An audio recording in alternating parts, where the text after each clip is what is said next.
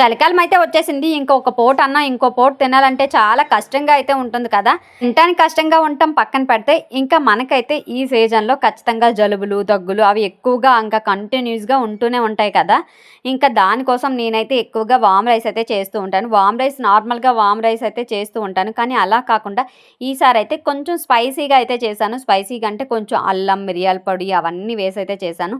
Taste అయితే చాలా బాగుంటుంది, కాదు స్పైసీగా ఉంటుంది, మన నోరుకి చాలా కమ్మగా ఉంటుంది.